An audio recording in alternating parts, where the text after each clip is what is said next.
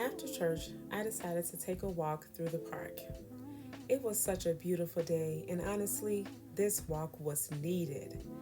As I was walking, I kept thinking about Sunday's sermon and what Pastor taught about seeing the glory of God in so many things around us. He talked about Moses asking God, "Show me your glory." But Moses couldn't see the fullness of God's face and live. So God allowed him to see him from behind as he passed by. And that stayed with me. Because sometimes I think we want God to let us see everything in front of us. We want to know what's coming, how it's going to happen, when it's going to happen, and how everything is going to work out. But maybe faith isn't about God showing us everything ahead of time. Maybe faith is trusting that He has already gone ahead of us. That reminded me of something I recently studied in Mark 16 in the Through the Word app. The women were on their way to Jesus' tomb, and they were worried, asking, "Who will roll the stone away from us?" But when they arrived, the stone was already rolled away. They were worried about something God had already handled before they could even see it. And when I shared my reflections with my Through the Word family, that was what really touched me. So much of my uneasiness can come from wanting to know the outcome and wanting to know the next step. I want to see what is ahead of me before I move.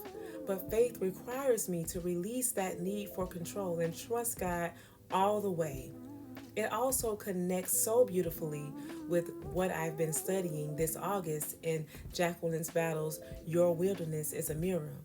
I've been thinking about that space between potential and paralysis, how fear, uncertainty, and all of our what ifs can keep us from moving forward.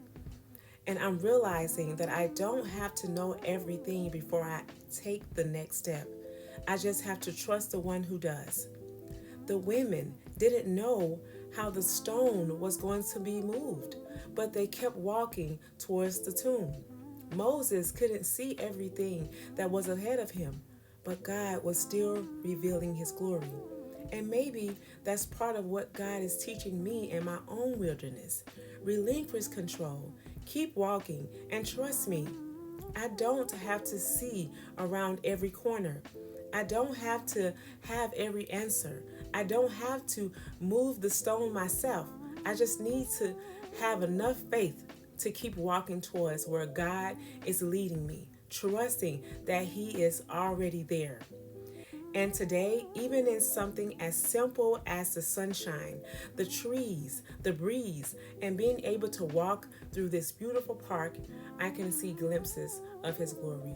Sometimes His glory is in the big miracles, and sometimes His glory is simple, realizing God has already there before I arrived. He was already there before I arrived. So I'm learning to walk by faith, relinquish control, and trust God completely. And on a lighter note, next time I'm definitely keeping my walking shoes in the car.